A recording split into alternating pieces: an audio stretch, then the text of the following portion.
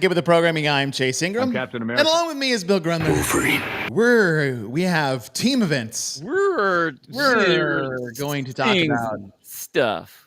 CrossFit stuff. And things. I should let everybody know that even though I am wearing a CrossFit shirt, that my opinions and details or whatever is of my own and not of CrossFit HQ, because you're not allowed to wear CrossFit shirts and have a podcast apparently. So. Well, it's okay because I'll just say earmuffs, and then we. Oh yeah, that's right. Bloop. Gone. Hey, happy Easter, by the way, dude. Thank you. Happy Easter to you. Yeah. Happy Easter. So when the Easter Bunny comes, and I can't remember if this is a thing for us. I think this is just the generation of like overdoing it for children these days. Is my kids have Easter baskets, and then my wife will get them like stuff to put in the Easter basket. So they got new water guns and balloon fill. By the way, the pre-made water balloon. Greatest invention ever, dude. The greatest people, and I don't want to do the whole old man thing like back in my day, but kids these days, and not do the kids these days, you have no idea how hard it was to have a water balloon fight. To go to your faucet or the outside hose with these tiny ass water balloons, which 75% broke as you were putting it around the nozzle, or the pain of filling it up to the right, because there was a consistency that needed to be met. It needed to be hard enough to break on contact, but not so much so that it would explode in your hand when you tried to throw it. Yeah, and to hit that sweet spot with the amount of water that was going at the time, not too much, not too little. But to have it at the right spot and just to break on you, like people, it would take an hour. But that's what's so crazy. Like the amount of time it took to have a water balloon fight back in our time. The payoff. It was like a 2-hour deal. Yeah. Now you will literally have 100 water balloons that fast. And they're all gone. Like your whole water balloon fight that would have taken if that many water balloons, it would have taken like 3. That was an afternoon. Yes. An afternoon assault. It's now done in 15 minutes. It's crazy. And you look around and you're like, there's so much rubber all over the ground. Oh, dude, the cleanup. So it's not pre-filled. It's I bet it looks like an octopus, and you put that on the hose, and instantly all the water balloons all fill up. Preset water. I mean, you can get them anywhere. Five Below. Anywhere, yeah. Anywhere now. Like, they're just crazy. Let me turn this on. Yeah, well, check this out. All right. So this is what we got. We got like 100 of them. Oh, look, 200 for $17. In a world of egg prices and interest rates, you can get 200 of these things, fill them up in less than 2 minutes, and have a 200 water balloon fight in your backyard. It is the greatest. Greatest thing since sliced bread. Like legitimately, this is the greatest thing for kids in summertime childhood. But the cleanup, however. The cleanup is bad. The other thing that's bad is like when you had to do them before, did you need to make each water balloon count? That's true. Now you're just like this. I just kind of rapid fire. It's like you don't hit anything. In the snowball fight where he's totally. like so like what you get a lot of water balloons, your aim doesn't improve. Yeah. Your patience, your finger dexterity doesn't improve. Mm-hmm. You just get a shit ton of balloons and a shit ton of clip. Like literally the cleanup is longer than the balloon fight. So we make it a game of cleanup. So everybody gets a plastic bag, like a sandwich bag. And then it's like whoever can fill up their bag the most, like wins something. More water balloons. Just motivate the hell out of them. But yes, this makes it so fun because now if they're like, "Hey, when you do a water balloon fight," I'm like, "Absolutely, no problem." So that's awesome. Yeah. So that was to the Easter thing is my. So the kids woke up. They got to see their Easter prizes in their baskets, and then we had them go upstairs and change into their Easter outfits or whatever. And then while they're upstairs, I would go and put the eggs in the backyard. And like, well, he's like, when is the Easter bunny coming to put the eggs out? I was like, you got to get Easter ready before he comes. You also need to clean the game room and make your beds because the Easter bunny doesn't come to lazy kids. And so they're all doing their stuff. My wife's like, hey, make sure I'm there. Like, she's like, get my daughter ready. And I'm like, Dylan, get your stuff on and, clean your shit up. And so I go downstairs and start putting things out. And I just had this sense that he wasn't upstairs. Now in the backyard, like if they want to, they can look out the windows. We have shades closed and stuff. But I just felt it. So I just kind of positioned myself where no one could see me unless they came into the backyard. And then who knows what I was going to do. Probably make up something. I'm like, oh, Dylan, look. I found these. I thought I heard something. I chased him around the corner. Did you see him? And so I go upstairs and she's like, guess what your son did? It's like, he runs downstairs trying to go find the Easter bunny. And I was like, well, did he find the Easter bunny? He's like, no, he didn't. I was like, all right, well, what are we talking about here? Stay for another year.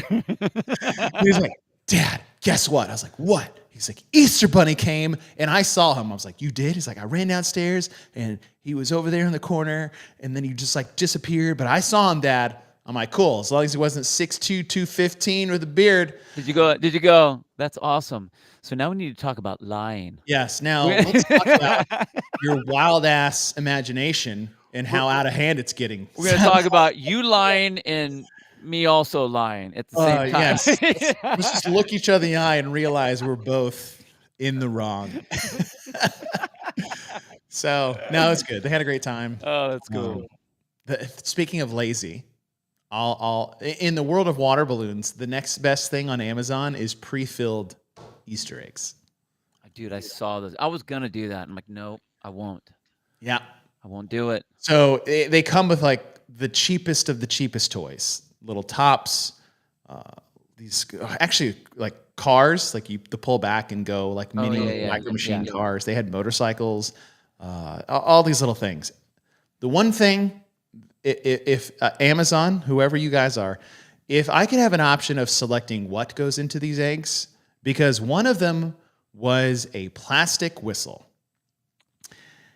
And that was the toy that everyone wanted. There is nothing my kids love more than being able to make as much noise as possible given the opportunity. And that effing whistle was, when it's so loud, like you can feel your eardrums moving? I think that people that make any of those, whether it's a pet toy or a little kid toy, I'm like, you guys know exactly what you're doing. Yeah. Because everyone's going to be like, this is so great for literally 17 seconds. And then you're like, if I hear that thing one more time, like I have ripped out squeakers out of dog toys, and I have like made sure batteries were turned off of other things because I was tired of all the beep bop. Like, nope. And now I laugh. It's like, oh, look at this thing. It's got these bells and whistles. And I'm like, yeah, have fun with that. Yep. Because that's not happening. Yeah, that was Easter. No like the first whistle. I was like, nope. They had this one that I was looking at getting, actually. It was these, it's in it. When you open up the egg, there's like this, there's like these dragons. Oh, I saw. Yeah. I was like, that looks dragons. Yeah, it looked cool. Looked very cool. And it all kind of like compacted on itself. And we also made the candy ones. So we did both. Do you still, do you color eggs at all? We have never done that. Never? Nope. Dude. One of my biggest parenting fails, and there's a long list, but that is at the top. You got to at least do that. Because you got to. That was my favorite part. Yeah. Of Easter was painting the eggs the night before, all the hard-boiled ones. Yeah. Better find them all though. There was one year we couldn't find one, and we're just You'll find it eventually. We just hoped it wasn't in the house. You'll find it eventually. Yeah. So that was what we did. That's cool. What about you? What'd you guys do? Jolie had a dance performance Friday and Saturday. So they did her dance studio did a rendition of The Wizard of Oz. Oh, cool. Which was awesome. So it's like a dance ballet thing. And the guy who does all the choreography and the creativity stuff at their studio, he picked the coolest mix of music. Like there was like David Bowie songs and Johnny Cash songs doing like Audio Slave and yeah, dude, it's a Rusty Cage. So think Audio Slave, like that's the one you'll hear like in every CrossFit gym will play. Yeah. But Johnny Cash does a version of that too. And it's like when he was doing like the Nine Inch Nails songs and all that kind of stuff. And so, all weekend was basically based on that. So I was busy taking her to the studio or to the Cal Poly Performing Arts Center. It was their huge deal. So that was cool. Me and Laura went to go see it on Friday night. Nice. And then getting her ready to do it on Saturday and everything. So that was good. So that was mainly that. Easter was cool because I had her, which was great because I've only had her a couple times. It's just depending on the weekend that it falls when I get her. And so we made it fun. I mean, obviously it was packed with all the dance stuff, but she got all of her basket and all that kind of stuff and all the eggs and everything. Yeah. But man, dude, I'll tell you, it's always hard when you got like a whack job co-parenting on the other end, because then you got to deal with all that, and so it's hard when you have a holiday time and you got to deal with all of the other kind of fallout and at the same time try to block. I don't want Joe to deal with that stuff. Yeah. You know what I mean? That sucks. And then like trying to decide like, okay, how hard do I push here? How hard do I push there? And that all aside, though, it was great. I mean, she had a great time at her performance. She did awesome. She looked great. And cool. Yeah. And then Easter was fun. Easter was good. Blake has her first performance in like 2 weeks. Oh, yeah? Yeah. Is she excited? We just went to her practice yesterday. I don't know if it's called practice. Rehearsal.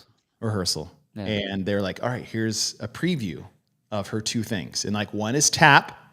And then one is ballet, which, call it what it is while she's doing it. She's 5. Right. But man, she hits these like, like whoa. Yeah. So I'm excited. That's cool. It's fun. I mean, I love watching her do her thing. It's fun. It's awesome. And my daughter, she walks in both worlds because now she's like this little ballerina hitting all the little poses and her little arm things, and then an hour later she's on the soccer field just like murdering people. So it was great. All right, folks, I know you're not here for this. I know you're here for this. The team events of the online in-person in the affiliate online team semifinals to send teams to the CrossFit Games worldwide is happening starting the 24th. Events have been released. We're going to go through the events. We'll go through all the details for each event. So if you guys are team people and you're not good at reading, just follow along. And we'll give some insight, feedback, game planning ideas per each event. There's 5 of them. I know everyone's eagerly anticipating one of them, although 2 of them I feel like are interesting, to put it lightly. There's a lot of interesting. I'm just going to say that. A lot. Now to note is that there are no teams qualifying to the CrossFit Games in person for the first time since 2010. Because at the games I don't even think in 7, it was maybe 8, but 9 was they basically like team scores were like the open is now. Yeah. So in 2009, they technically had a team competition, but you just said what affiliate you went to, and then they took like your open scores, your scores. All right, CrossFit Invictus is here. They take the top 3, whatever. Like that's how they did the team scores. They didn't actually have a team competition. Mm-hmm. The first real team competition there at the CrossFit Games and to qualify was 2010, where they took there. I think was there 17 regions then? Sound right? Yeah, around something like that. Yeah, there were 17 regions, and they took the top 8 teams from every region. At the CrossFit Games in 2010, there were over 120 teams that qualified to the CrossFit Games. Dude, and I'll tell you what, if you were on the floor, there was a couple times I had to step in to do some on the floor emceeing, like in between. And I don't know. Well, one, you couldn't tell what the hell you were looking at when you were actually broadcasting, when we were broadcasting that stuff. Like you had no idea what the hell you were looking at. But the other thing was, like, if you were on the floor, you were in danger. There were so many people all over the place. It was a nightmare. It was crazy. I mean, live and learn, live and learn. But yeah. And this will be another live and learn. Yes. Vicky's comment, say we don't care about the teams without saying we don't care about teams. It gives the vibe that vibe coming from HQ. Yeah. I'll say yes. You don't need to say anything. I will say you are 100% right. And the reason I say that is because the point of this semifinal is it isn't just about another competition. You are trying to, within your definitions of fitness within the team realm, you are trying to get the top level teams to go to the games. You are advancing the best of the best to our world championships. Yeah. That's what you are needing to be doing. Is it 20 this year? I think so. Yeah. Top 20 worldwide, qualifying online for the first time in 17, 18, 19 years. So 19 years. So again, just like on the individual side, it's for the open, this is the most important programmed semifinal event for the teams. Correct. Online. Ooh, okay. Ever. I know. Ever. Nope. Hey, no pressure though. No pressure. Yeah, right. Keep it simple. So hey, keep it simple, and let's see what you come up with. Hey, all right. Team. Oh, great. Team workout. 5 rounds for time. 15 clean and jerks, male and female pairs. 20 synchro line facing burpees. 95 for the women. Hey, 135 for the men. This isn't a programming analysis show. That'll be tomorrow, where we look at Copa Sur. And we have a whole new format coming, which I'm very excited about. I'm very excited about it. But right off the bat, Bill, 135, 95. Okay, we'll do it for the teams. Will we do it for the individuals? Still waiting on that one. But I will give credit where credit is due. Thank you for not making it 85 pounds for the women. I agree with that.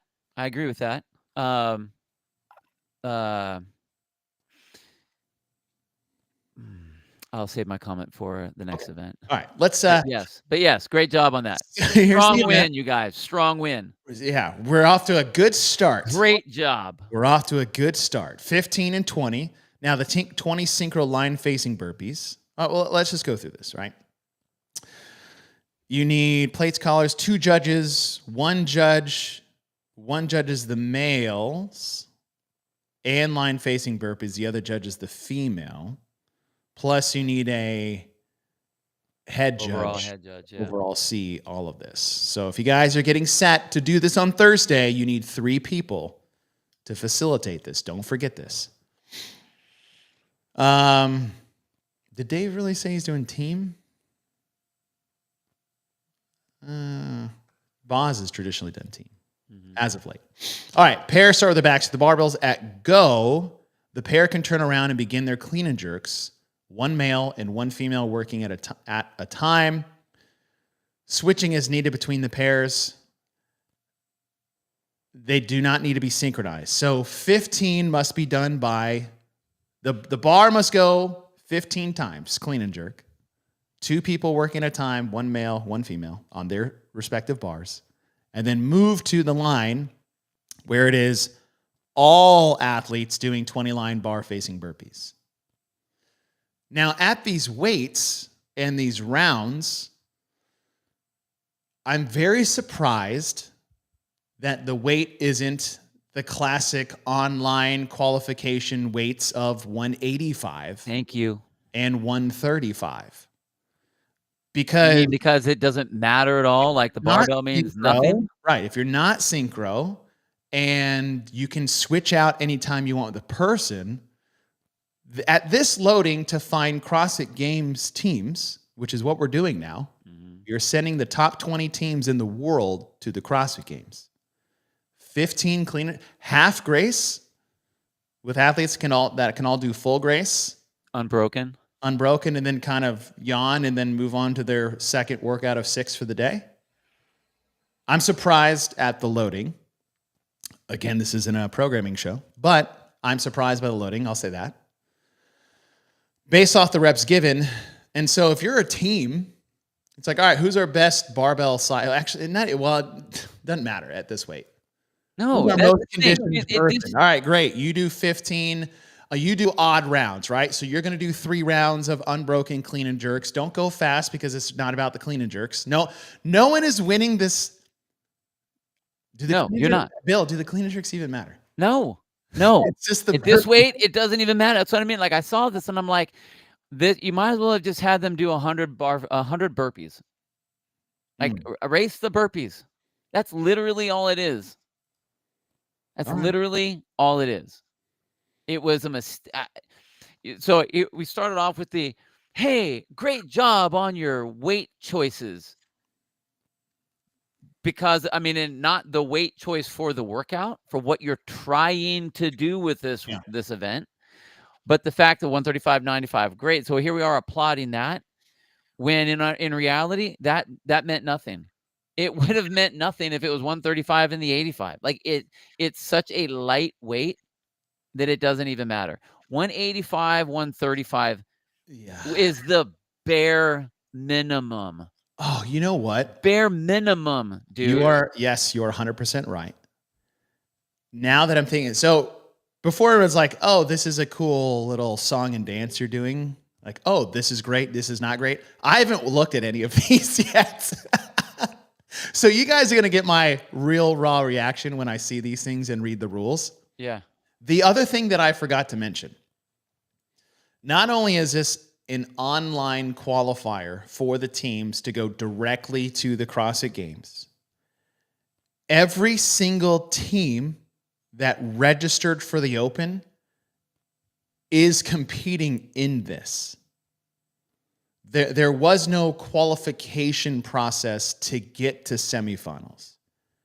So if you paid your $1 to sign up a team and you had 4 people and you all did 1 rep of RX for all 3 weeks, your team qualified for semifinals. There was no filtering process through the Open. Nope. And so looking at this, because in my head, I'm like, this doesn't make sense. Why? Now I see the why is that they're thinking, I don't want to say what they're thinking. It appears to me that they're thinking about the total group that is taking part in this and not the group you're trying to filter to the games. That is, if that is the case, if that is what they're thinking, if that is what is happening, then then they started off completely on the negative, because that is not, you shouldn't at this point care about all the people that are involved. This is not the Open. This is not the fitness fun run. Right. We are trying to get 20 teams. This is the last line of filtering. Yes. This is it. Dude. All right, Bill, how about this? I have a question for you while you're I'm appalled already. Lost. All right. Okay, back. I honestly, I would have said 10 reps at 225, 155. Right, not 5 rounds. And sure as shit, not 185. Beck, you usually say good things on here, and now I feel like you're either drunk or you're trolling. Come on, man. 185. Come on. Yeah, 225. And I agree. Is like, if you're gonna do those loadings, then drop it to 10. Yeah, but you don't have to drop. You don't change too much. It's like 185, 135, and let's party. Now there's some team strategies. Like, all right, how are we gonna break these up between us? Because I can't, and nobody should. Some people could do 15 clean and jerks unbroken at 185 between the dudes. Oh, back. All right, that makes sense. So I'm sorry I'm hangry. All right. It's okay, man. You're welcome here. It's all right. But that, okay. Brandon, again, is this your first time here on the show? No. Won't the best team still qualify from the teamwork element? There is no teamwork element. 0. No. All right. Also, that's not the point of the best will still advance, and therefore the programming doesn't matter. The whole credence and foundation of our claim to find the fittest man, woman, and team on earth is that because we program to find that. And our programming filters that. Not, well, they're so fit, we can just put BS up on the wall, then they'll still make it. That's not the point. Both need to happen. And it's the games, the actual CrossFit games is supposed to find the absolute fittest. But for these steps before that, prior to that, it's to find the fittest group. So you need to find the right group to get to that competition. That's what you need to find on this. I mean, yeah, you're right. Okay, sure. The fittest will get there on whatever the thing is. Got it. But we aren't talking about first place out of the semifinal. Right. We're talking about what 20 make it to the games. Who of those 20 are going to be able to get to the games, and then to where you can actually really test, filtering here with a complete test, and then you really get to test them once they get to the games. But right now with these weights, no one's getting tested. Yeah. At all. Yeah. At all. Right. All right.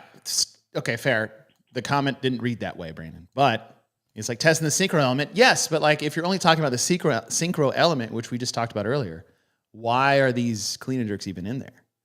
Because if no one can separate themselves on the clean and jerks, and this is where B and Bill have talked about when you're programming anything, especially online, you cannot program elements in here where there can be no separation on a particular movement that has a lot. So there's 75 clean and jerks in here that nobody is going to, none of the best teams are going to separate themselves unless they're just taller or shorter. So in that, when that happens, you open up the door for people to try to get an advantage where there is none. And what does that usually lead to? Bad reps, shady counting, and we don't want that. 185 and 135 cleans all that up. You're probably hammering 2s and 3s at the most. Right. With a quick transition. And now we're talking teamwork.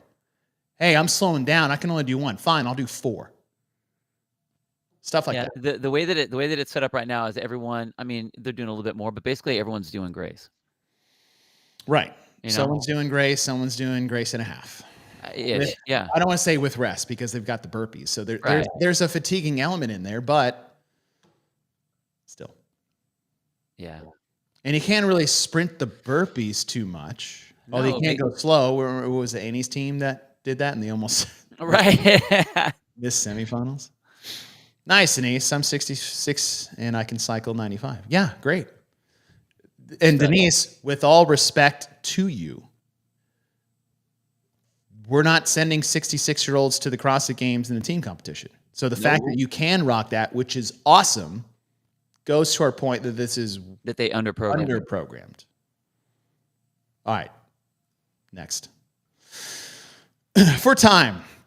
75 synchro dumbbell cleans, 50 box jump overs, males and female pairs, 75 synchro dumbbell shoulder to overhead, 50 box jump overs, 75 synchro dumbbell thrusters, 50 and 35. Oh, was not expecting that. 50 and 35 on the dumbbells, 24 and 20 inches on the box. I'm fine with the box height because they're not doing weighted step overs. Each teammate starts touching one of the boxes. At go, the athletes will move to the dumbbells and complete 75 synchro dumbbell cleans during each dumbbell movements. 3 athletes will work at a time. Teams can rotate the working athlete. So you have your line of 3 that are working, and Yes. they just get the reps as long as, unless you want to cycle a person out at a time. Okay. Because we just did. And then is it 2 dumbbells? So dumbbell power cleans? Yeah. Okay. Right. There's no minimum number of reps. Fine. Great. Don't tell them how to compete, as my partner would say below me. Yes. Then in the male and female pairs, move to the boxes, complete 50 box jump overs. 1 athlete pair works at a time. All right. A guy and a girl is working opposite. Partners must alternate after each rep. Pairs do not need to be synchronized. So what that says is that it is enforcing is that Bill jumps over, then I jump over. Mm-hmm. And then Bill jumps over, then I jump over. Which, okay. Yeah, whatever. All right, so then the same thing goes. Shoulder overhead, 75, box jumps, thrusters, box jumps. Okay. The dumbbells must be placed 5 feet away from the boxes for safety. Tiebreaker after each set of box jump overs. Synchros required. Oh, I like that. I like how it says where the synchros counted. 3 athletes in sync in the front rack position. Overhead position for the shoulder overheads and the overhead position for thrusters. So in the event that, say, all 3 of you squat in a wave, as long as you're synchroed at the top, which I think is a nice, easy, clean way to do synchro. It's easy to judge it. I like that. With this volume, the weights are fine to me, especially since it's 2 dumbbells. If it's 1 dumbbell, we would probably say what? 70. 70. Or 75, 50, yeah. All right. Easy to judge, easy to execute. 1 person resting, so you get some strategy and key pieces. All right, fine. I think it's weird, though. We just did clean and jerks. Oh. Like, literally just did clean and jerks. I had already purged event 1 out of my mind. Well, see, that's why I was saying I was going to save my opinion for the next one. Because I saw this and I was like, are you kidding me? Cleans, shoulder overhead, then thrusters? Okay. Like, come on, man. Yeah. Literally? Oh, Denise. Look at it. This is a reference to her cycling a barbell. She's like, yes, that was my point. I was like, okay. Thank you, Denise. You're also awesome. You're also awesome. 66 and kicking ass. I don't even know if I could cycle a 95-pound bar right now. Beck, I wonder if you'll see some separation on the last dumbbell movement since the synchro requirement is the overhead position. I think you'll see separation the whole way through. 75 is a lot for 3, especially if only 1 person is rotating through. Because, I mean, what do? 5 rotate or 10 rotate? That means someone's going to sit there for 30 with a rotation break. Could be one way to do it. But that's what you guys, if you're doing the team thing, that's what y'all need to figure out. Hey, what's the best rep scheme, rotation scheme we have? Am I better where I go first and then I get a break and then I do 2 more, kind of a deal? But everybody's going to, do I rotate in and out? Our 2 weakest links rotate out more? So there's a lot to chew on here from a strategizing point, which is essential for team competition. You want to see how well you work together, how well you can manage the work that is given to you without too many constraints. Now, the constraints in the boxes, that's a little different.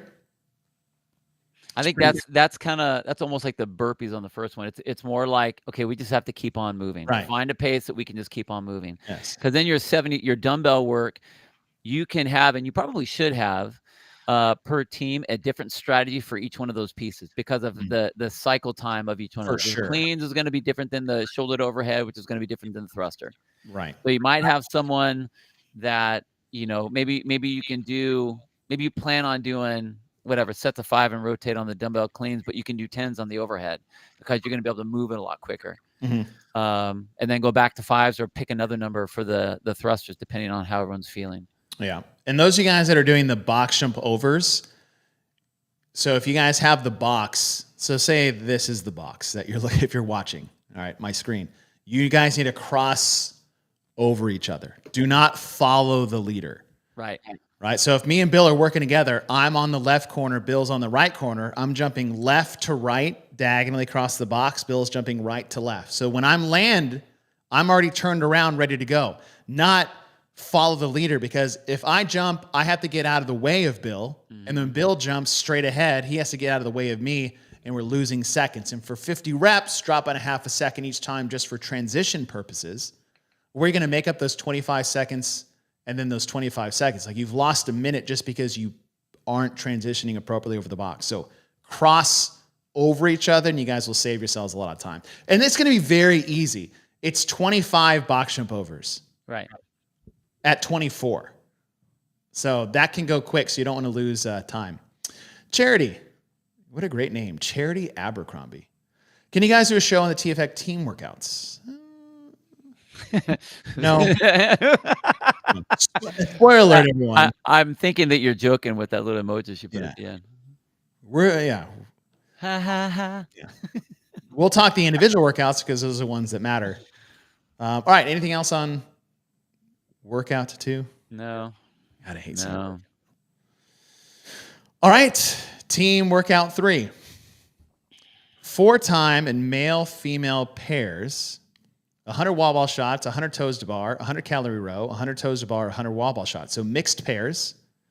And Bill, check it out. I know, again. Check it out. Great job, you guys. Hey, great job. For the ladies. All right. You must be getting people to the games, and that's how important it is. I love it. 10-foot mark. Especially when you're mixed pairs. You don't want one doing, 10 feet and one doing 9 feet. I'm like, all right, ladies, enjoy all your wall ball shots.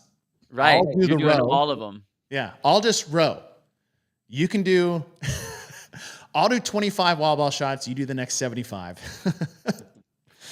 All right. 14 and 20, all to 10 feet. Bravo. Well done. Okay. All right.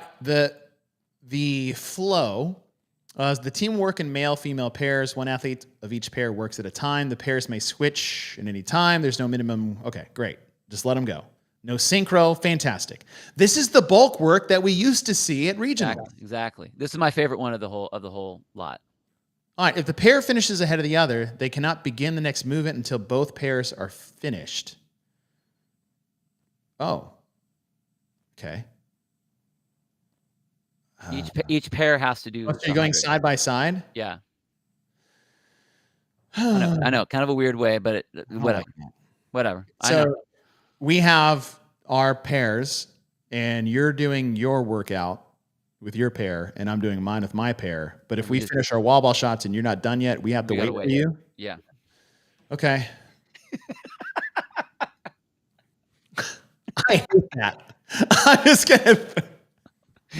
Man, you guys really got me going. I was like, all right, 10-foot wall ball shot, bulk work, share however you want. Let's party. Oh, no, you're handcuffed to your other pair. Why didn't you just time one and time the other? Right. Okay, all right, pair 1, go. And when they're done, pair 2, go. Yeah. Total time. Not the time is of your slowest pair.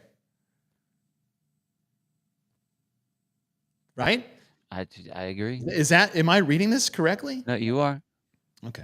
I mean, if it was true bulk work, make it all 200s. Then just go. All 4 go. Everyone go. Yeah. You guys, your team has to figure out your 200 wall balls, your 200 toes a bar, your 200 go. I like that. And the beautiful part about it is since it's an online competition, it doesn't have to look cool. No. 200. Yeah, 200 all the way through. The 4 of you guys work together. Yeah, make it happen. Go. I was like, all right, I'll do 50. And they're like, all right, 50, 50, 50. I'm like, cool. Now what are you going to do for toes to bar?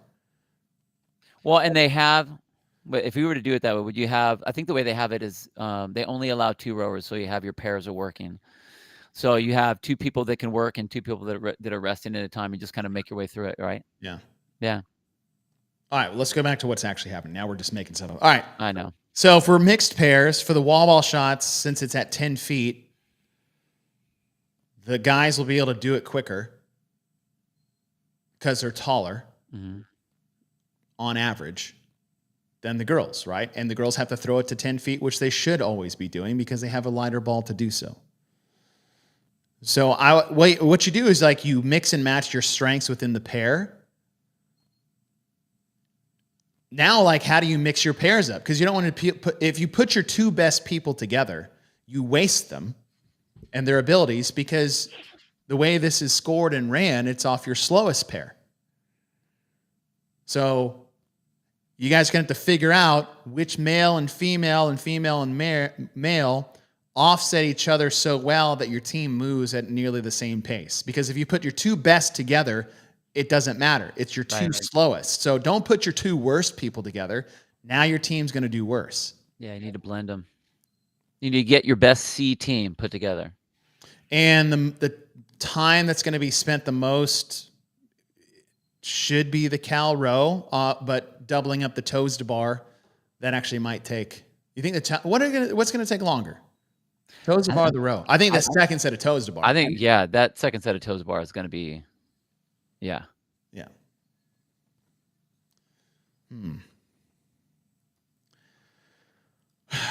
All right, hold on.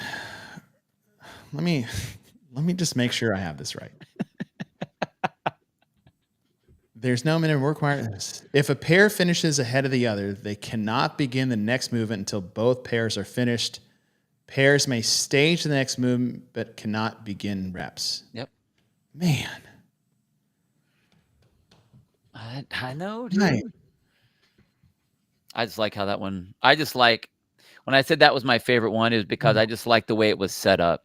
Not that part, but that part changes everything. It totally does. But I like the event. I mean, for what how it's written, I like it. It best, easiest team event so far. Totally. So far. And it makes sense. I like the volume of it. It's good. That part of you have to wait. I mean, shit. Why not? If you're gonna do something like that, then waterfall the whole thing. Right. There you go. At least then there's some element of strategy, because 4 to 5. At the speed at which these people are going, I would say is that you're looking, all of them taking a range of 4 to 5 minutes. No one's going faster than 4. Anyone worth going to the crossing game is not going to be slower than 5. Right. Now you're doubling up the wall balls and toes to bar. The second half will be slower than the first half, but I do really like this. And if it was waterfall, how interesting would that be? Because since they're all, I love the movement combos. And they are different because and if, again, here we are making the stuff up. You waterfall it, but you got to keep your order. Right. So then all of a sudden it's like, okay, so where is your weakest point of your lowest person? Right. And like I said, they're all going to take along the same time, which is perfect for a waterfall style, because that's what you need in a waterfall. You can't have a pinch point that's like, hey, this section actually takes 2 minutes, but all the other ones take 1. It's like, okay, well, what's the point? Right. Like once we're going to wait for the team to finish this. And then once they're gone, they're irrelevant because it takes this second team to get through it and then finish. But here, 100 wall ball shots really is going to take 4 minutes. 1 rep every 2 seconds. 2 seconds. Yeah. Well, faster than that, right? 30 reps in a minute. Mm-hmm. So a minute and 3.5 minutes. You're sharing the work, so it's not going to be that hard. You do 50, I do 50. Or we all do 25 with no transition time. 25 would be better. Yeah, because now you're fresh going into the toes to bar. Totally, and I think that would be an easy pick. Anyone that decides to go 50, again, like you're not winning it. You got to get into the toes to bar. Mm-hmm. Now on the backside is like, okay, am I going to do 100 toes to bar with my partner in 3.5 minutes? Right. It's like, oh, that's going to be tough. That's tough. All right, how do we break it up? How do we break it up to get under 4? And what's going to happen is that lead pair. Why are we even talking about this? That's not even the fucking workout. All right. Well, we're strategizing. We're strategizing. Oh, yeah, we're strategizing. All right. Because it still kind of plays. True, right? You still have to pick where you're going to put your people and how are you going to manage against All right. your slowest person and your slowest team. Okay, so break up your wall ball shots into something very simple. If you have someone who's bad at wall balls or slow, then alternate 20s, and the lead dog goes 20, 20, 20, and then offset with the other person's 20. Fine, right? Because it's the buy-in. You're not trying to kill yourself in the first 100. Now, can you sustain that on the second set of 100? And the person that's good at wall ball shots, they're going to be good at the row. And typically, if that's the matchup that you have, the other person may be better at the toes to bar. So then they need those people for example, like the female needs to do more toes to bar. Yep. Because honestly, she should never touch the rower. Yeah, you're right. Row at a 1200 cal. If you row at a 1200 calorie, even like just cruising, you're going to be doing more and saving yourself and your female athlete to do what she needs to do on the toe to bar. She should, and here's why. All right, 1200 cals is that 20 a minute? Yeah, it's 20 a minute. So you're done in 5 minutes if you average 1200, and that's not counting ramp up speed. So you gotta get it ramped up. Now holding a 1200 is like a 145 to 150 pace. So can you hold that for 5 minutes? The answer should be unequivocally yes. If you are a games top 20 in the world team with athletes, I could do that. I'm a decent rower, but I'm not in decent shape, right? And here's why.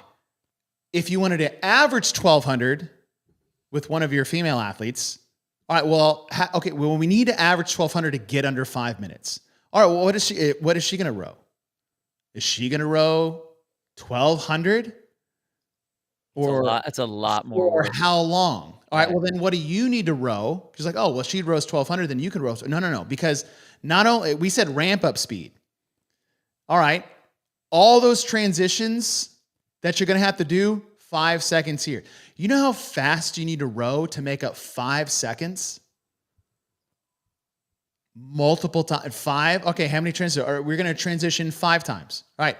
Ugh. You need to make up 25 seconds. How are you going to do that? What's the point of me rowing a 1600 to offset the break that we had, or making my female row 1200 plus? It's like, no. Just stay on it. Right. Just stay on it. Rob, that's not too bad. I like that. Guys go 40, girl go 20, guys go 40. Yeah. All right. But the guys would have to go 1400. You would have to pick it, right. You'd have to pick it up to make that. The guys would have to keep the 1400 pace to offset the transitions you just had. Not a bad idea, but I'm just saying it's not, oh, all right, I'll go 1300 and you go 1100. It's only for 20. I'll just say, dude, stay on. Yeah. Holding 1200 for 5 minutes, that's not that bad. And then getting right to the toes to bar, and then once you get to the second half of the toes to bar, I'm like, listen, girl, you just rested for 5 minutes. Yeah. All right. You do. And here's the thing with team events in bulk work, as long as there is movement, you're good on these other things. It doesn't matter what your rep scheme is. So if my girl or my, girl, if my girl's been resting for 5 minutes, right? It's like, okay, you're going to do 10 toes to bar. I'm going to do 5. And we're just going to hold that for as long as we can. 10, 5, that'll get you, if you just do, 7 rounds of that? Mm-hmm. She finishes on 10, because 7 times 15 is 105. So if you go 10, 5, right? You get to 90. I've done 6 things she's done 6 of 10. I've done 6 of 5. And then she finishes with 10. And then I pick up the med ball and I go until I can go no more. And after she just smoked herself on toes to bar, maybe twice, and I offset on the row, I pick up that ball and I don't put it down unless I have to put it down. And then she just finishes the rest. Mm-hmm. There. This is why I love bulk work. I'm not even going to talk about the can't go without the other person. I'm just talking straight up.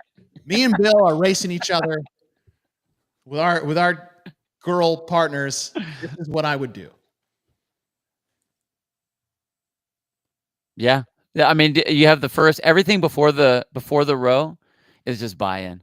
Just keep, yeah. It's just buy-in. Just keep the ball moving. Do 10s for all I care. Totally. Doesn't matter. And for the toes bar, same thing. You do 10, I do 10. You can do that 5 times.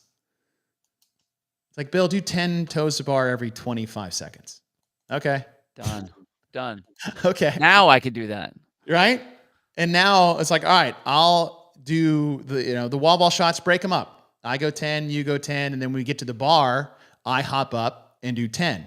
So that I get 10 toes to bar of setup to get on the rower, and then when you're done, I'm going. And I'm just holding 1,200, and we get back to the toes to bar. You're still doing 10, but now I'm doing 5 because I'm not tired. Yeah. And I'm fully fresh. It's 5 minutes of rest. 5 minutes of rest. Shoot, I literally 5 minutes of rest. Like I have just like that I would almost be anxious at that point. Yeah. Yeah, probably in the first set, I was like, you need to do 15. I think that would be better. I mean, or honestly, how long can you hold 15? Honestly, 20. 20 out of the gate. Yeah, 5 and then minutes like a set of 5 and then bring it down to 10 after that. Okay. You're already 25 in. You rested 5 minutes, you could do that. Actually, that's perfect. Yeah, that's good. And that's the game of, okay, don't max out yet on toes to bar on the second set, but manage your workload. A little bit of rest, and then now it's just like, all right, go. Okay, that's how it's done. There's your strategy. God, I love bulk work. I love bulk work. Man, waterfall would have been so much better. Yep. All right. Okay, the workout everyone is abuzz about. As Sean says, perfect timing, almost to work out for. Okay. On paper, 800-meter run as a team, right? Yep. Yeah. Team will run 800 meters. Everybody has to go. No one can start the next piece until everyone's in. All right. So, all right. Go team run 800 meters. When all have crossed the 800-meter marker, then the 100 chin over bar pull-ups can start. Once 100 is completed, everyone will run 800. And then 100 chest to bars, run 800. Now, it says muscle ups. Is this ring muscle ups? I'm thinking ring muscle ups. I think that's what it had on the scorecard? On the scorecard, yeah. Okay. All right. Which is interesting. Because I was like, all right, set up your videos. Run, pull-up bar, run, pull-up bar, run. Go to the rings somewhere. Find some rings somewhere. Oh, anyway, okay. I see. This is one of those situations where, on paper, I like it. If this were at the outdoor track in Carson, California, at the track, yes, this is a team workout with 20 lanes. I love it. Yes. I love this workout as it's programmed on paper, not looking at any other details right now concerning the run. I'm a little. No, I'm a lot. I'm bothered that it's ring muscle ups, honestly, because if I were just programming this, right? We're in Carson, we're at the track, and it's like pull ups, cool. Oh, they're doing chest to bar. All right, now we're getting over the bar. All right. Now back to the reality of the situation. Notes, there are no designated rest area for the non-working athletes during the pull-up bars. Okay. So you don't have to be like 10 feet away from the pull-up rig to transition someone out. All right. Each teammate's 800-meter run will count as 1 rep. All right, whatever. If time capped, okay. All right. Addressing the elephant in the room. We're doing an online competition. I think running is essential to testing fitness. Not online, though. In years previously, I think this was a Masters online qualifier. They did an 800-meter run in the qualifier, but it was done in shuttle runs. Right. Right. And I think, what was it, 60 down and back? It was so dizzying, dude. It was dizzying. You already have old people with their vertigo, and you're gonna make them just sit there and, like, spin around in circles on the shuttle run. Yeah, I think it's important. If they wanted to do it this way, the only thing, I was thinking about, and I said something in the chat before you got on, was, Naughty Nancy. Yes. Okay, so that was on the track. Like, they specifically said on the track, and then they had the other elements that you could do on the track. Now, not all, it didn't have to be on a track. No, But they well, had but a marker. it had markers that, and I think everyone that did it on the track, though. Well, because it's the smartest thing to do, because it's Right. already mapped out for you. Exactly. It's a track.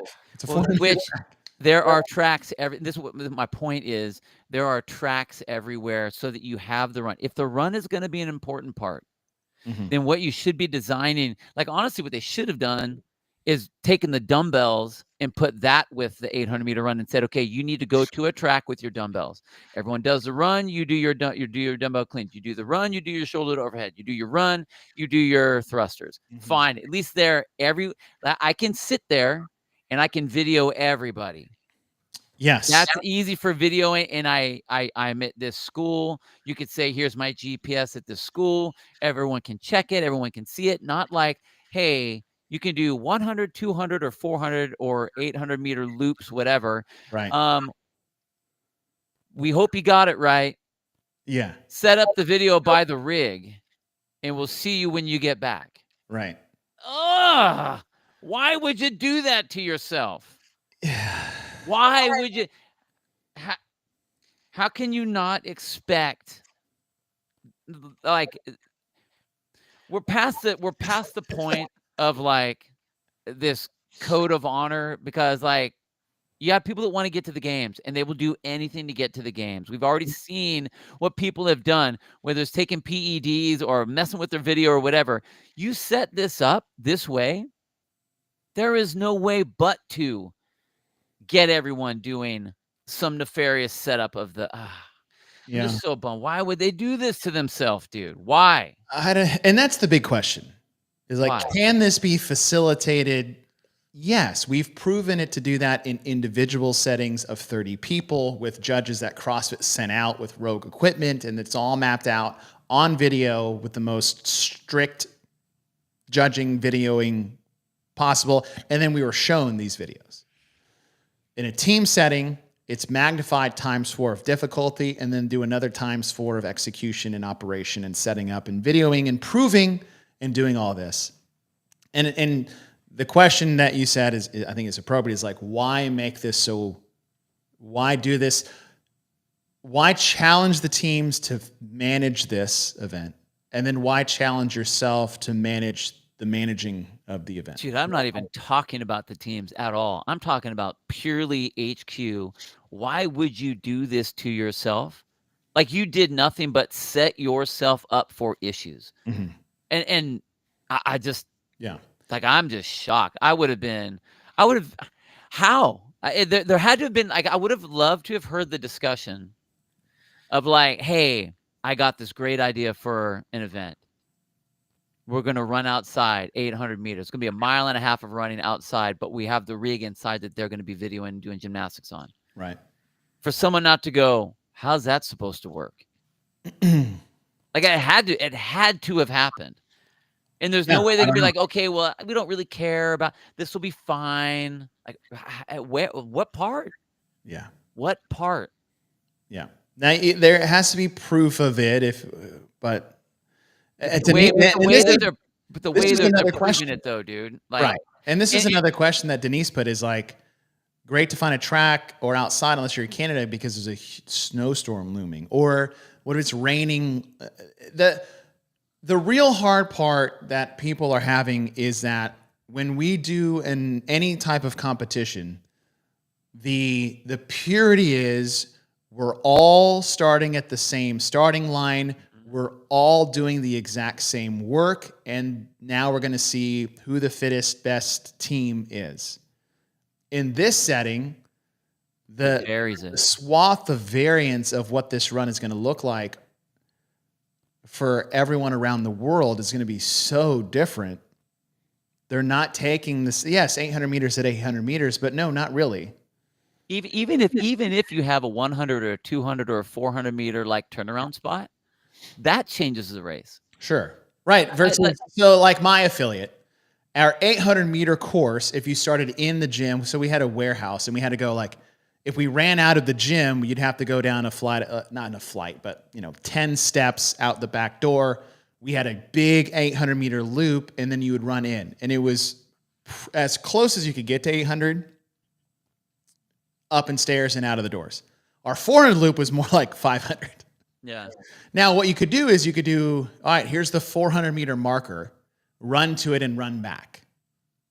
Right. There's a lot of ways to do this. It's like, all right, well, do we go to the direction where it's uphill on the way out, but slightly downhill on the way back? Is our route all flat? Do we get to run on pavement? Is our route only grass? Is our route only dirt? Do we even have the ability in this area that we're at to even run? All right. Do we need to find another gym that would accommodate this? Is there a track that has a pull-up rig out there? Or, what? In the first affiliate I was at, I 100%, because we were on a very sloped street. Yeah. We had the original rig in the gym, and it was like an 8-person just box rig. It looked like the rig they had at the 2010 CrossFit Games, but smaller. We could disassemble that thing in 5 minutes and go to a track and reassemble it, is what we would do. But that's a luxury that not a lot of people have. And so, like, all these questions is part of the issue, right? But Bill, like, your underlying one is like, why make this more difficult than it needs to be? If this is what you wanted to do, like, hey, we want a monostructural element, here's like, then do 100 double unders or 150. Everybody has to complete it before you move on to the pull-up bar. I mean, what are you trying to test here? Again, I like the event. I like what it looks like on paper. But as far as knowing that you have no other option in the world other than doing it this way, that now you have an unlimited amount of different setups of what that's going to look like. And if you have different setups, different versions of that 800 meter, everything from I'm turning around every 50 meters or 100 meters or whatever to, yeah, we say we're going to do it. Here, I'll map out the chart for you. We'll sit outside. And I'm sorry, if you think that someone won't do that, you're wrong. Someone will. There, just like you said at the start of the show, there's no block. There's been no filtering up to this point at all. Yeah. I can only imagine how many teams are going to be. And if someone thinks that they can make it, they're going to take the chance. We've already seen it happen so many times. So with that being said, why would you not? This is like when we were talking about when they said that they didn't want to put squatting in because it would be too hard to judge. Yeah. So you're going to put a running in there? I didn't even think about that. Like, really? Really? Oh, man. I didn't even think about that. Okay, so here's some of the run stuff. This is a good point, Freddie. Every time I see your name, Freddie, I think Freddie Swims, but it's Fredaswin Perez. In affiliate semifinals. Does this mean you can't go to a track? You have to do it in your affiliate? Who knows? All right, let's check this out. Prior to starting the workout, measure 800-meter run loop. Course must begin and end using the same line. 1 800-meter loop, or 1 lap of 400 meter out and back. 2 400 meters, 4 200 meters, so on and so forth. Right? 8 100 meters if you want to. The course may be longer than 800 meters if necessary, based off geographic or other factors, but cannot be shorter. Okay. But cannot be shorter. Note, teens hoping to qualify for the CrossFit Games must have photo and video evidence of their run course available on request. Failure to provide photos/video on request may result in disqualification. Evidence must be photos or screenshots of a GPS tracking device that shows the run course, and it must include distances in feet or meters and an uncut video of the course measured must show distance at the beginning and end of the run course. The photos and videos do not need to be submitted at the time of score submission, but CrossFit may request proof as needed. Dude, like, can you just ask yourself to cause yourself more problems? And all this like GPS stuff, just to talk about making things harder than they need to be. Does everybody remember the 5K at the CrossFit game? Y'all remember that? Yeah, I know Chris. We measured it, the old Hinshaw, they measured it 3 times. This is 5,000 meters or yards. We're not sure. It's 5,000 units of measurement. 5,000 units of measurement at our own discretion of what those could be. Games units. Let's just call them games. 5,000. We call these gamesies. Yes, 5,000 goos. 5,000 GUs. Okay? If you couldn't get it right then, and everyone's GPS watches all had a different reading depending on who they were, it was all short. It just raises a question of why. Why make it so hard? So, and then something about the running, because I can't use an air runner, right? But I don't know where it says that you can't. Yeah, I don't think you can. I think it says Pull-up bar. Okay, wait. Video to the run, screenshots, tape cone, other objects, one judge. I don't see anything here. Oh, it would be under equipment if you were allowed, though, wouldn't it? Yeah, I guess so. So, man. All right. Now, let me come full circle, because this isn't supposed to be like a rag fest. I love this workout on paper. Totally. If it were if they programmed this at if it was Friday Night Lights I guess they're not doing that in Albany. Well, maybe they are. I don't know. If there's an outdoor track in Albany and they're like, we put a giant rig on this track, like they did in Fort Worth last year. They just had a rig, and it was just a monster rig. Row comes out. All the teams start at once. Just a mob mash of just 2 loops and then 100. Chin over bar, chest to bar, chest to bar. Or bar muscle-ups, not rings, because, you know. I love it. Right? We're all hindered at our own speed as a team. We can't start without the slowest person. But then once we get to the rig, now we party.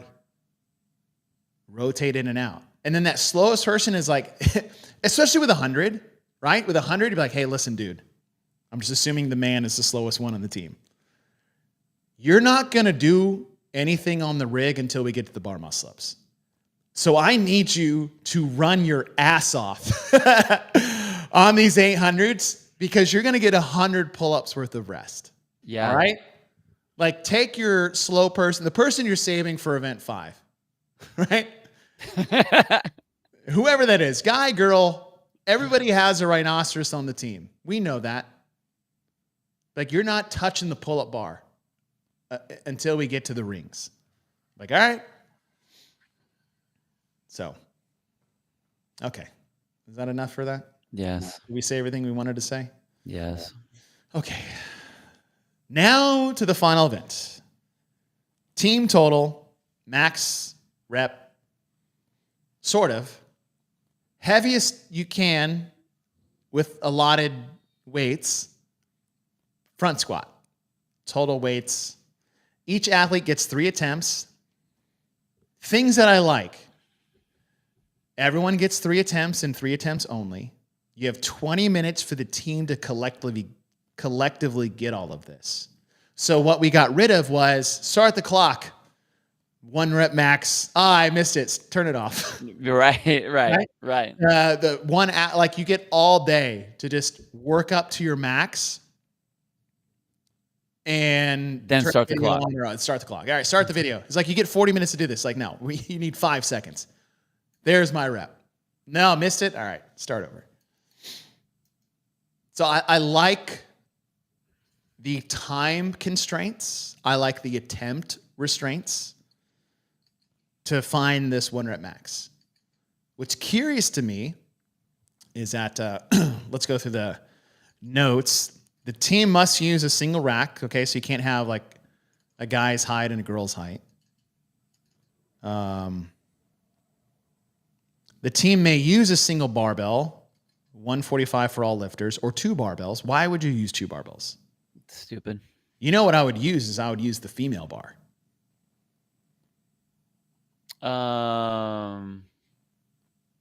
We're doing front squats, right? If you use that, no, you're right because it's 2 pounds lighter. True. Okay, because there's no such thing as a 35-pound bar. Right. So now I get 2 pounds in my back pocket because it's just all barbells are in 15 kg. There's no such thing as a 45 and a 35-pound bar. Someone makes it. I understand that, but no one's using that. They're all 20 and 15 kg. So not only get 2 free pounds for the men, you get a smaller diameter, which improves your rack position, and the women are not hindered by the men's bar. Right. Are you going to strip weight off and change bars while you're doing this? No, you are not. You're just going to put 5s on when the workout starts, and now it's a 45-pound bar. Right. It's a 45-pound bar, even though it's a 33-pound bar. You put the 5s on the inside, and we are off and running with the weights. Let's see. Team may use 1 single barbell, 145 for all lifters, or 2 barbells. Oh, thank you, Beck. So it has to be a 45. So you can't use the girl bar. They've made a point this year of saying, that's what I was looking for in there. Yeah. To see if they had like men must use the, women must use the whatever bar. Right, thank you, Beck. Thank you. Even though it was like right here and I just didn't listen to what I was saying loud. I literally read that and I wasn't listening myself. Athletes cannot go down in weight once they have made their first attempt. I like that. Now, that doesn't mean you can't go down in weight after your first attempt. Right? So they put that in there, though. Athletes cannot go down in weight. See, now I don't trust myself with reading and listening to myself. Athletes cannot go down in weight once they have made their first attempt. So if I'm attempting 300 pounds and I miss it, on your I can't go lower than that. Correct. But if you hit 300 and you jump to 335 for your second attempt and miss it, you can go down to 315 because you made your first attempt.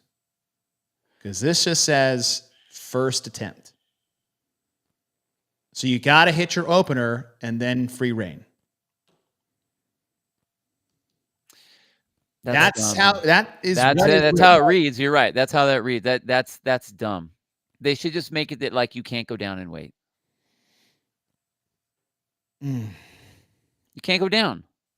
Like, oh, why pick it on the first? Why say it on the first rep or the first attempt? Yeah. Like you can't go down. You pick a weight. You either make that one or you don't, or you can't go down. So that forces you to must get something on the board. Yep.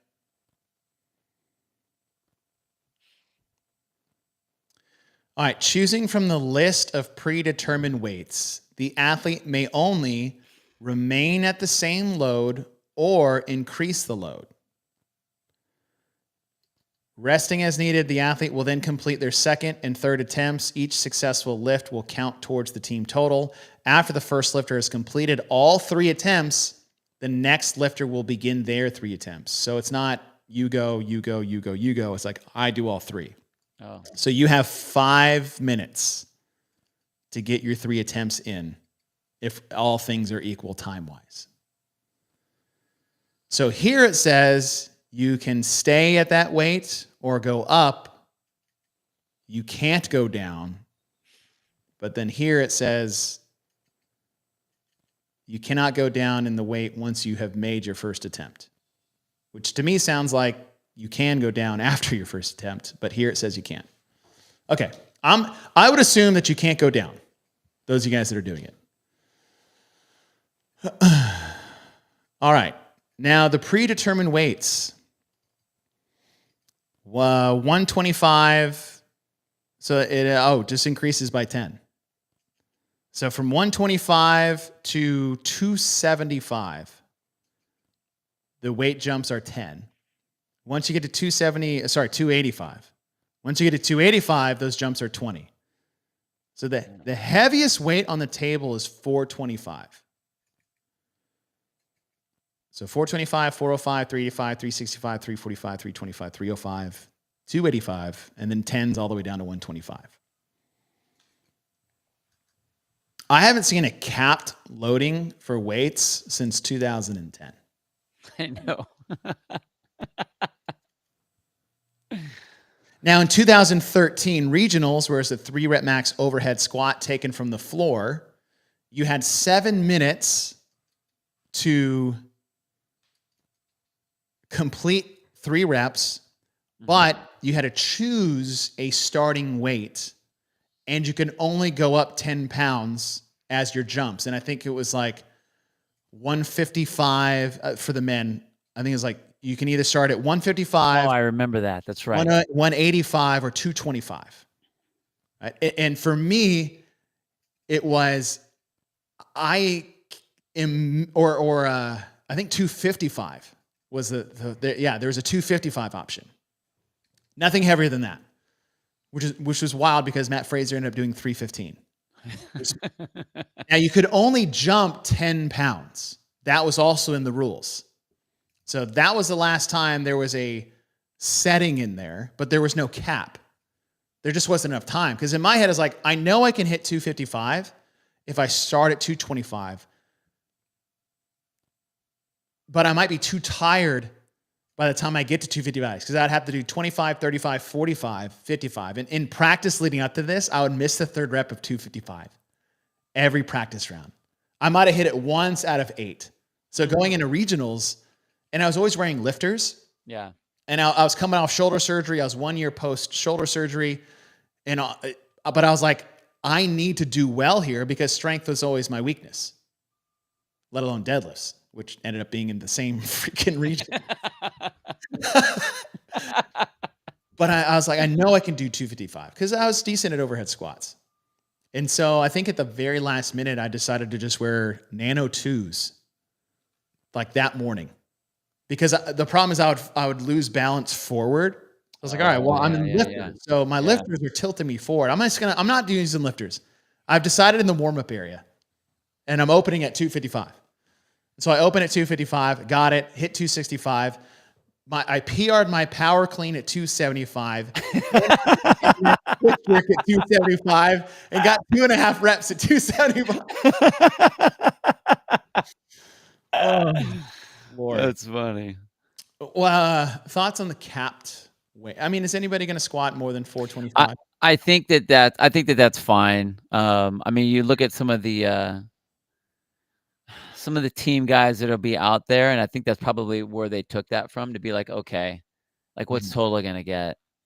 You know, what's Griffin gonna get? Right.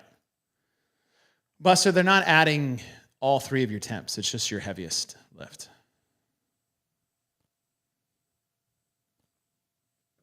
Right? Yeah. Now, I have no confidence after the whole barbell debacle I just had. High break equipment, score. Yeah, it's just you add all the top. Yeah, 1 rep. Not I did 385, 405, and 425. So my score is all 3 combined. It's just your heaviest one. So yeah, if you open at 425 and you hit it, then you don't have to do 2 more lifts. You're done. There's nowhere to go. I like how I'm casually saying somebody is going to squat more than that. What were the guys squatting at Masters last year? Masters athletes, because they had a 1 max run squat. Weren't they doing over 400? There will be a couple guys of the early age that'll do like, but it'll be like just over like 405 maybe. Mm-hmm. You know, I mean, and you'll have got like I know Griffin can do that. I mean, he could get. I don't know what he.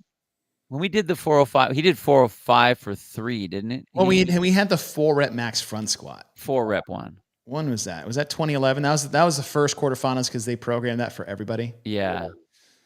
Quarterfinals. And I think he had like 405 on that. Let me see. You know what though? But what I'm worried about, again, when you're looking at trying to, oh, they do have quarterfinals on here. When you're looking at trying to qualify people to the games, like these guys didn't do a whole lot of weight at all. Well, one of your 5 tests is a max lift. It's 20%. No. That's what I'm talking about. But like, we don't even have. Okay, like I don't like that. I don't like the 1-rep max. I never have. We've talked about that so many times. I feel like, okay, if this is your strength piece, look at the other lifts that we did, the other 4 events. Yeah. 135, 95. All right, ready? 2021 4-rep max front squat individuals.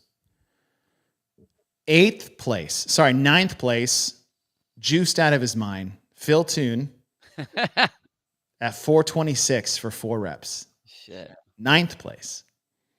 427, 430, 437, 440, 447, 450, 450. And some guy named Stephen Wallace did 455 for 4. You had Sam Dancer in there, Griffin Raleigh, Anthony Davis for 4.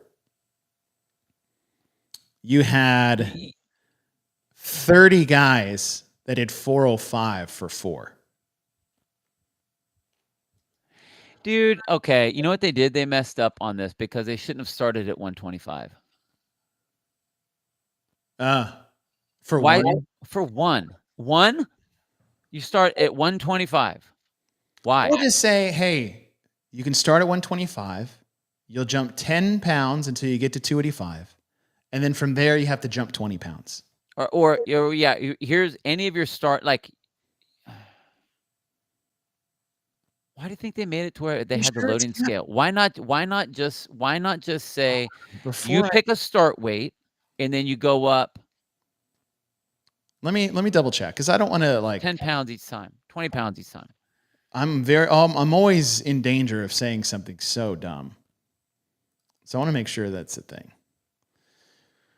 All right, quick start. Let's see.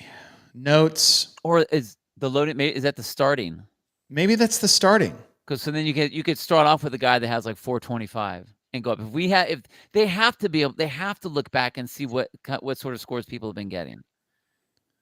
Right. If Griffin was over that already and we know that he's going to be in there. Yeah, maybe that, and that's what I'm thinking is like maybe this, I don't see anything. Attempt 1, loading 2, 3. Table. Loading table. So that. Okay. Quick start. Load the bar. Maybe this is what it is. Load the bar to one of the predetermined weights from the table on the scorecard page. Unrack the bar, begin the first attempt. If the rep is successful, it will count towards the team total. Choosing from the predetermined weights, the athlete may only, Choosing from the list of predetermined weights, the athlete may only remain at the same load or increase the load. Okay. Is that the last thing they say? Each lifter must complete their 3 attempts. What you want to go up with, you have to start at one of those numbers. If you make it, you can go to whatever you want. Just has to be up. It can't go down. It can only go up. Maybe that's what it is. So I can go 425 and then barely got it. Then I can go 426 and then 427. I think so. I'm going to say that's what that means. Yeah. Resting, because choosing from the predetermined list of weights, the athlete may only remain at the same load or increase their load. So that's still talking about attempt 1. If you make it, you can go up. To whatever you want. I'm assuming to whatever you want.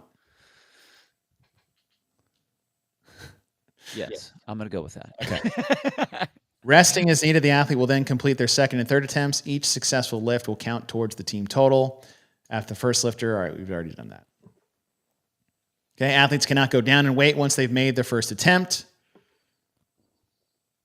All right. Time bar. Record the time when the final athlete completes their third attempt. Time at the lockout or when the bar reaches the ground in event of a failed lift. If teams tie on total weight, the team that finished their attempts fastest wins the tiebreak. Okay.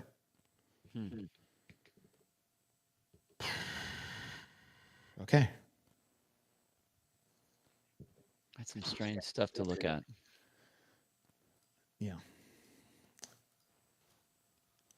So this loading table is just for the first rep.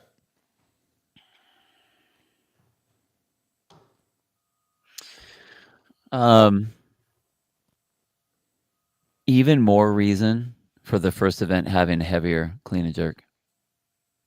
Do we go from these weights right here? All right, hold on. It's total weight across all attempts, not max lift. Look at the last note. And then Barkley is saying that too. Sorry, Brandon. I knew you were saying that earlier. But, you know, I needed Barkley to confirm because I don't know who you are. Okay, let's see. The team score will be the total of each team member's successful attempt. Oh, shit. Oh, sorry, oh, Brandon or Buster. Okay. My apologies. Okay. Man, too many things to look at and read. Team score will be the total of each team member's successful attempts. Each successful lift for each member of the team will count towards the team's total. Oof. All right. Well, it's a good thing this is all clear. Or I'm just really bad at paying attention to details, which my wife would argue actually is the case. Okay. Okay. Interesting. So I wonder what the reason is. Why? Yes, we are. Clearly, we screwed that up. Totally. So then, okay, again, so then why put who cares where you start? Right. It's a weird constraint. Like, why put that in there? I don't know. Dude, there are a lot of like half-thought things in this entire competition. It still could be a full thought, but you're like, all right. Yeah, but why? If all of the scores count, then I mean, in reality, who cares if you go down or not? Like, who cares? I'm confused. All right. Well, there you have it, folks. The team. I can't wait. You guys get to see the new judging scale that Chase is he's wanting to do. Because I tell you what, dude, I'm gonna have a heyday.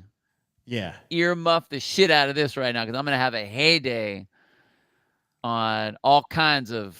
Yeah, Rob, I don't know. Like, do they have to re-rack the weight between attempts and can't do 3 reps? Yeah, you have to re-rack. But we don't know if you can go up in weight. Like, we don't know if that's just for the first weight only or if it's capped. I don't know.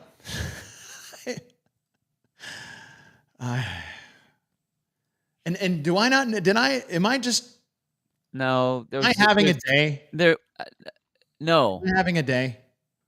No. What's happening is that there are things that are in all of these events that are like over explaining things that like a lot of things that can't you just say it like this? Like, I mean, like, for example, the trying to figure out what weights are used or not used. They have blocks that you're supposed to start in. You're only allowed to have 3 attempts. You're not allowed to go down. Doesn't say how much you're allowed to go up.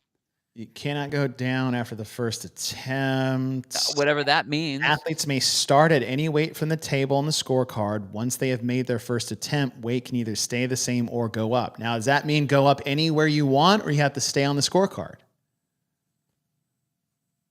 Yeah, it doesn't say. What does it say on the front squats? Like, dude, it would just okay. We just took out we could take out 3 pages of notes to say, you get 3 attempts, we're going to add up all your scores. Oh, okay. Here's one. Once the rep is credited, athletes do not need to re-rack the bar. So does that mean 425 is the most? Well, why would you even risk doing 425 for 3 if you can just rack and rest? Unless you're like, I can do this in my sleep because I did 450 for 4 3 years ago, and we need a tie break time. Dude, okay, again, convoluted. Like, what race are we trying to pick here? What race are we trying to pick here? The whole purpose of doing this event is to let people go heavy. If you're going to put in a max lift, everyone should be able to go as heavy as they want to go. If an athlete chooses to remain at the same load, they may complete all their attempts as consecutive reps, counting all of the athlete's attempts. The question remains is, do you have to stay on the table after the first attempt? Is that all they're allowed to use? All right. Like, chat, you guys are good at keeping me honest. And I do really appreciate when you guys do that. You've been doing it, I feel like, the last week. Am I missing something? Or are we all in agreement is that we don't understand the rules?